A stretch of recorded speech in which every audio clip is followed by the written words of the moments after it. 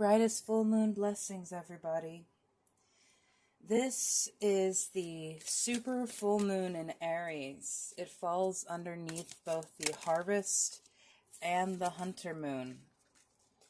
And so there are many things that may have been leading up to this that were showing us where our energy no longer can be. These 7 cups hold many options for you, but they may not be in resonance with who you are anymore or who it is that you want to be. And so we may need to empty our vessels and cleanse our cups, cleanse them with smoke, cleanse them with dirt, to get out the muck and the grime that someone else tried to feed into us. It may even have been from yourself. A lot of this energy with this full moon is overcoming very deep limited beliefs, very deep places where our own thoughts were our worst enemies, where our dreams became too hard for us to reach. You have the Chariot and the 6 of Swords in reverse. You have movement, but you're not going to be going through the rough seas, and you're not even steering it yourself. You have the dragons taking it for you. You're going to be flying above all of this noise. This could have been one way that you'd gotten through it, but you are being protected by something very, very powerful. Those dragons don't come for just anyone. I love the Celtic tarot here. It's absolutely gorgeous. There's a lot of titties, though, so I may have to cover some stuff. Yeah, we have the Knight of Swords at the bottom of the deck. They are bare a lot in this deck, but that also, to me, shows how much rebirth. You have the Lovers peeking out right beneath them. So someone might be riding towards you, but it is up to you if you want to accept them. You have the 7 of Wands that was sticking out of the deck. Sorry, that wasn't seen very well. The 7 of Wands here really shows you that you've had to stand on business with these same energies. They're mirroring each other. 7 and 7.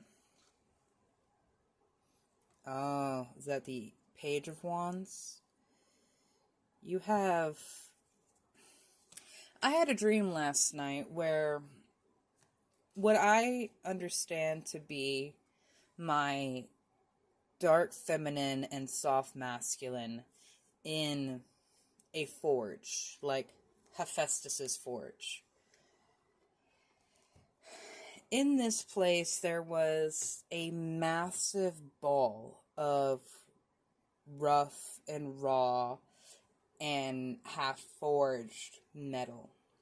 And there was so much to it that just seemed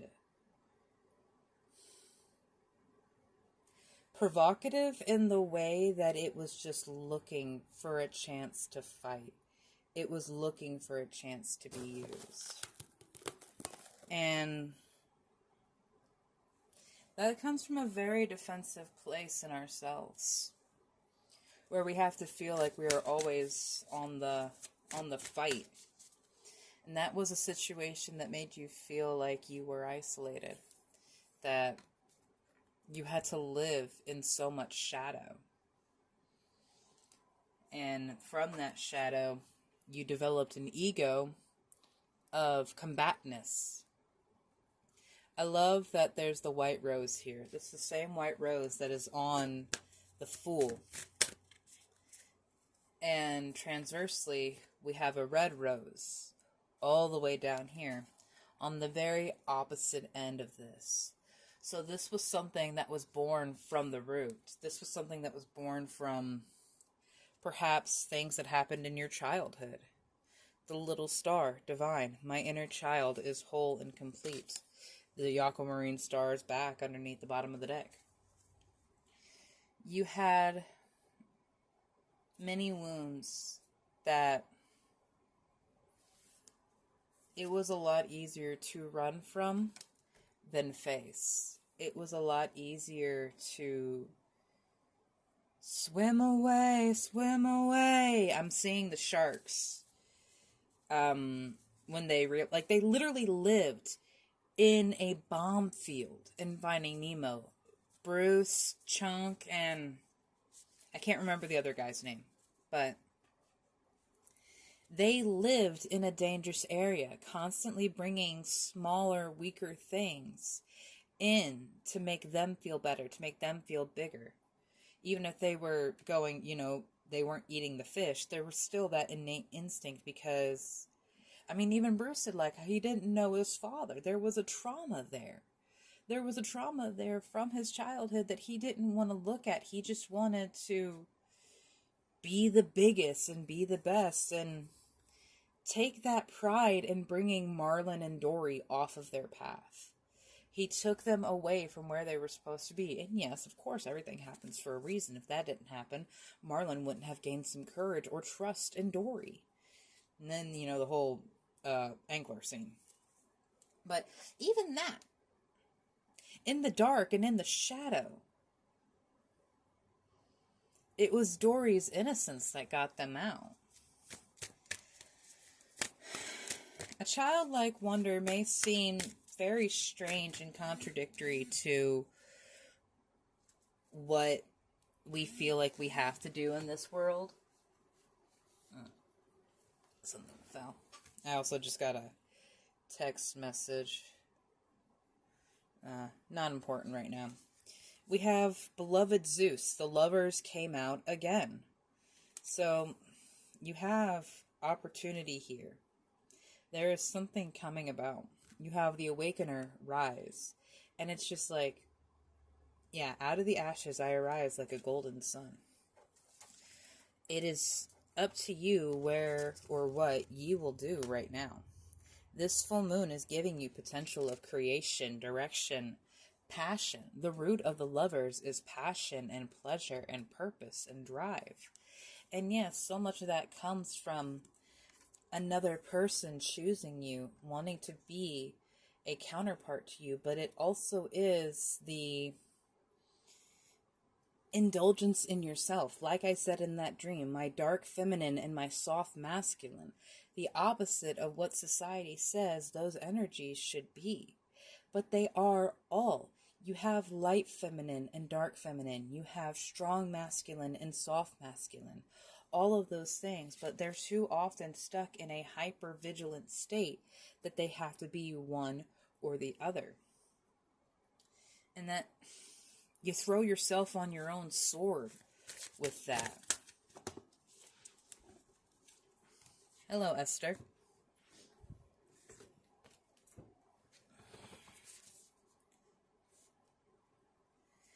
These were all face down. So I'm just going to bring them up to see if they maybe resonate for you guys. Ama Astara, the goddess of light, we are all sacred mirrors reflecting back the same light. Freya, the goddess of discernment, I spend my time wisely and only say yes when it is a holy hell yes. And Sekhmet, the red lady, I am pure strength. I honor my anger by giving it a voice. Okay, these actually need to stay out because in speaking to my friend about my dream last night, one of the things that she was mentioning was my feminine rage given form. And that is incredible that Sekhmet was just mentioned like that. I want to put the goddess right there. The one that came... Okay, Sekhmet wanted to be seen. I felt like she did. She felt like she was a little annoyed that her, even though she was so clearly resonating, that she was put away. That golden sun again. The card that came out upright and face up was Queen Esther, the Morning Star. And this literally reminds me of the Lover's card here, because isn't Lucifer called the Morning Star? Is this not just the divine feminine aspect of that ego? My ego is in service of my soul, and I trust my soul's divine timing. In my Weather the Storm reading, there was the card, Trust the Timing. And there's an inherent frustration with that because our own ego wants to know when something is going to happen, wants to know how something is going to happen, especially when you start making this connection energetically with spirit. Because you see how spirit talks to you in your life. You see how they show up. I want to remind you that you are good enough for what it is you want. I love that this is Virgo on the full moon in Aries, because you start with the root and the base of Aries. And Virgo is the first one that has actualized into a person, into a being that has done enough work to have their own ego. Confirmation verbs. This Aries reading in energy is telling you that you are good enough to be reborn again. You may feel like you're taking back steps or backpedaling, but in actuality, you are, first of all, surrendering to something that Spirit has been trying to coordinate, but you have been too stuck in your own ego. This is the moon. Full moon in Aries. A fiery climax approaches. And it's in reverse because I don't want you to be afraid of consequences and repercussions. Whatever intentions you've had going into it, maybe it was just to release negativity. A new romantic cycle begins, bringing it back to the lover's energy. But again, it doesn't have to be the love of a separate person. It could just be you loving yourself by giving yourself the voice that you have been denying, by giving your inner knowing a place at the panel. Do you allow your inner self to speak? Do you allow your inner child to speak? Do you allow your inner teenager to speak? And if you don't know who those are, then it's time to start talking to them. At the bottom of the deck of this Divine Feminine Oracle was Lela, the saint of the spoken words. Every word I embody becomes a prayer. I am the author of my own story. That says every word I say, but it's every word I embody. And this actually just goes back to a conversation I was just having with my mom. Drama and things going on with Disney and other things. I was just like, I wish they would just buy Crunchyroll so I can watch more anime on there. And we had talked about the Star Wars buyout, and I'm like, I don't really care. I don't really give a shit about Star Wars. Being completely honest, I don't care for the series. And she brought up this thing that we did for my brother's birthday, who really loves Star Wars.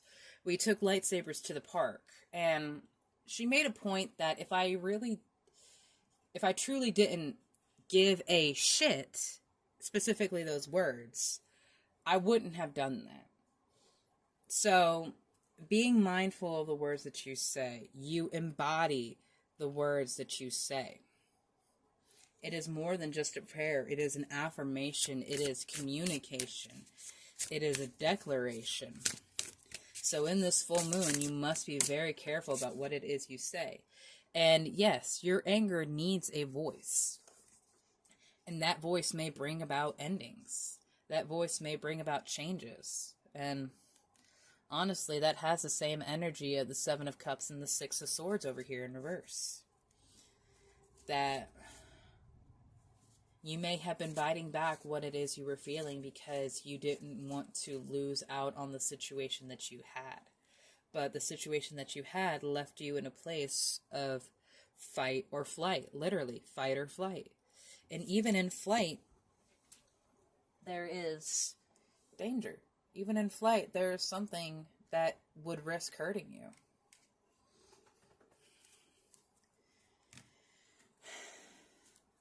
With this full moon that has approached me personally, there is an opportunity of collaboration and growth. So I want to speak to the wild music. Oh my God! I am not trying to make this shit happen. Love is in the air. So the event that I may be working with is happening literally the day before Valentine's Day. And this is the fourth card that's mentioned love or love in some way. Yeah, I think there was yeah, release negativity in new romantic cycle from the moonology. And then the lovers came out twice. Love is in the air. Okay. So again, with the Aries and ego's reaction, and I am very much speaking for myself here too, you have to temper your knee-jerk response when someone says something towards or about you. And I don't mean to allow someone to bully, harass, or manipulate you. When you are in a relationship, vulnerability is one of the hardest things, especially for those of us who have put up walls, especially for those of us who have been in this place of mistrust, that have had to fight so much. The idea that someone would love us, the idea that someone would accept us, seems wild. Hidden in plain sight, in reverse. You are not going to be hidden anymore, and neither will they. Something serendipitous will happen. No strings attached at the bottom of the deck. Literally endless serendipity cut to it in the deck. Queen of everything. You absolutely have everything. She has the world in her hand. It's not Atlas balanced on her back, being a burden. She is sitting here in her grace and power, being like, I could drop this, or I could hold it. It will not affect me, because I have everything. Confirmation burps. Give me just a sec, honey. Sorry, something was moving through me. It's like, I literally saw her dropping the globe because, and in the words, it's not yours to carry. Someone was trying to make you hold on to a world out of yours and their shared insecurity. And the hyperfixation of fixing other people's problems has prevented you from integrating this energy that you have been asking of. I'm reminded of my mom's amber soul here, and how she was saying herself the anger of her feminine needing a voice, and that disrupting the coloration of, well, her sacral chakra and her golden soul. Absolutely love that. Remembrance supports our memory of everything that we have gone through as a soul in body, providing us with valuable information and tools to gracefully flow with and in this life. So the remembrance is coming in as, I'm hearing a golden ticket as an opportunity for you. And look, even Bill is here for you. Bill Murray is over here watching out for you. I think that's the stripes pose. I'm not sure if that has any significance to people, but your perception will very much shift.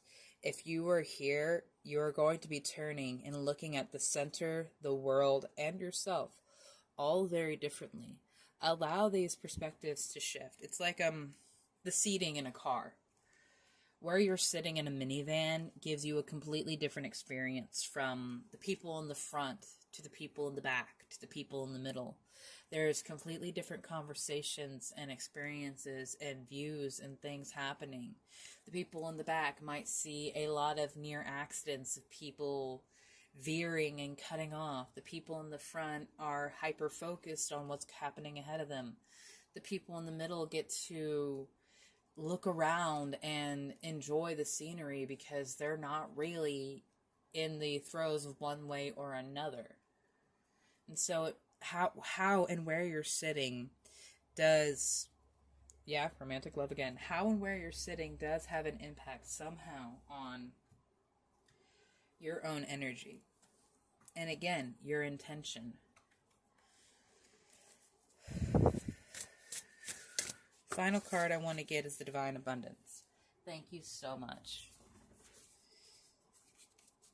Non-duality, sacrifice, and invite help. I love this. Non-duality is one of my favorite cards. Let your authentic humanity shine forth while also bowing to the inner divine. You can become fluent at both. When you sacrifice something in your world. You're not walking away from the third dimensional realm. You're asking for help to live in harmony with both of them. And look at how much support comes in for you. Hummingbirds might be significant for you. Hindu culture, things, I see coconuts and butterflies and golden flowers, golden apples. I am finally ready, God. Pursue me. You have to give that permission, that because the integration has been waiting on you. It's there around you, but there is a dissonance. There is a difference between where you are and where it is you're asking to be. And that's what this journey that we had in the very beginning, this movement that we were doing, is leading us towards. Because we're not staying where we feel hurt. We're not staying where we feel like we could crash out. We're flying above it with a higher perspective and power. She has an egg and a wand in her hand. She has the force of creation. She is ready for what is coming for her, for what she has asked for. 12:21 on my timer. I'm very proud of you guys. I hope this full moon brings you what it is you have been asking for and takes from you what does not serve you, because my loves, you are braver and brighter than you let this world see, and we are all ready for you to become all that you can be. Brightest blessings, my loves.